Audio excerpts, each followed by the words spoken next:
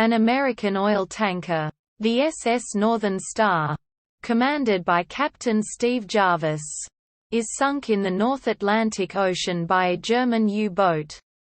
Along with First Officer Joe Rossi, Jarvis boards a lifeboat with other crewmen, which is rammed and sunk by the U-boat that torpedoed their ship. The survivors are finally rescued after 11 days adrift on a balsa wood life raft. During their brief liberty, Steve spends time with his wife Sarah, while Joe meets and marries singer Pearl O'Neill. At the Maritime Union Hall, the Northern Star survivors await assignment to a new ship, which turns out to be a brand new Liberty ship, the SS Seawitch, commanded by Jarvis, with Rossi once again his first officer. The Seawitch, armed with anti-aircraft guns manned by trained Navy gunnery personnel, embarks with a convoy carrying vital war supplies to the Soviet port of Murmansk. However, the convoy is forced to disperse when a wolf pack of U-boats torpedoes them one by one.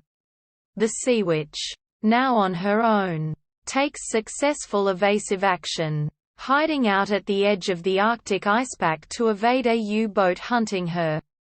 After the U-boat breaks off the search, Seawitch lights her boilers off again and heads for Murmansk. The Luftwaffe is called in to try and find the ship. The German maritime patrol planes locate Seawitch and attack with bombs and machine guns. In the ensuing action, Captain Jarvis is seriously wounded, and 8 members of the crew and the armed guard force are killed. It is up to First Officer Rossi and the surviving members of the Seawitch's crew to get her to port. The flyers had reported locating the Liberty ship, and the U-boat returns to try and sink her. The submarine hits the ship with one torpedo, but Rossi fools the submarine captain into surfacing to finish off the wounded Liberty with his deck gun by setting smoky fires on deck.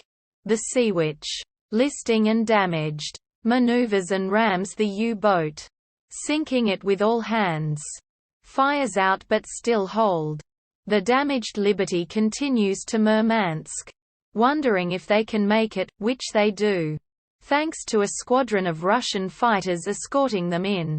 In the end, Joe Rossi, looking at what's left of the convoy in port, worries about the challenges that await them on their return trip.